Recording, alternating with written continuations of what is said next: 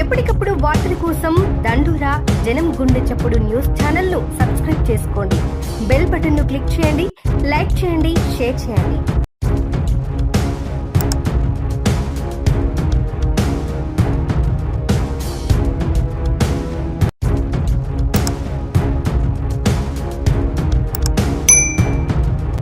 నమస్కారం.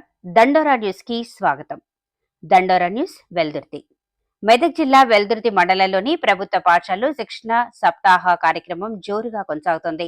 నూతన విద్యా విధానం 2020 ప్రారంభమై 4 సంవత్సరాలు పూర్తయిన సందర్భంగా తెలంగాణ రాష్ట్రంలో అన్ని పాఠశాలల్లో ఈ కార్యక్రమాన్ని కొనసాగిస్తున్నామని వెల్దుర్తి ప్రధాన ఉపాధ్యాయులు సాంబయ్య తెలిపారు.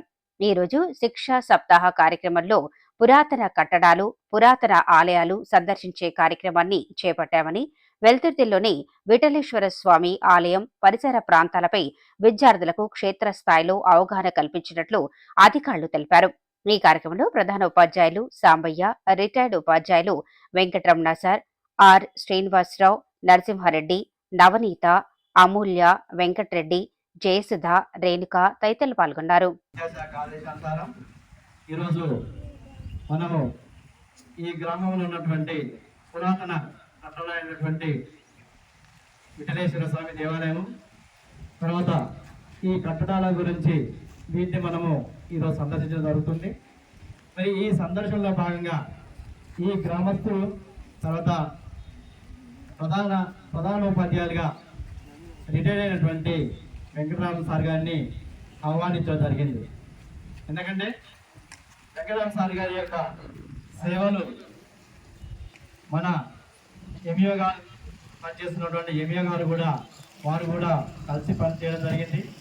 మరి గ్రామస్తులు తర్వాత ప్రధానోపాధ్యాయులుగా ఉపాధ్యాయులుగా రిటైర్ అయింది కాబట్టి దీన్ని మా పాఠశాలకు ఆహ్వానిస్తూ మరి ఏదైతే పురాతన కట్టడాలు ఉన్నాయో వాటి గురించి మా పాఠశాల విద్యార్థులకు తెలియజేసినట్టుగా మా పాఠశాల తరఫున స్వాగతం తెలియజేస్తున్నాను. సార్ మాట్లాడవలసింది.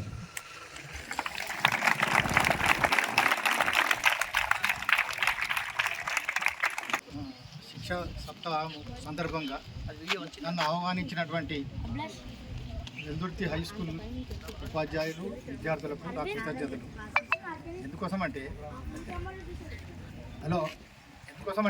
ఇక్కడ ఈ యొక్క విద్య అనేది ఎంత నేర్చుకున్నా తక్కువనే ఉంటుంది, నేర్చుకునేది తక్కువ ఉంటుంది, నేర్చుకునేది ఎక్కువ ఉంటుంది.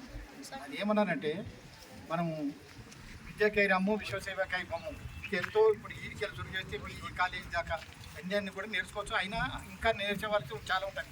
అందుకోసమే మనమందరం కూడా ప్రతి విషయము బుక్ నాలెడ్జే కాకుండా జనరల్ నాలెడ్జ్ కూడా ఇంపార్టెంట్, అది అవన్నీ నేర్చుకోవాలి. ఇప్పుడు వెల్దుర్తి గ్రామంలో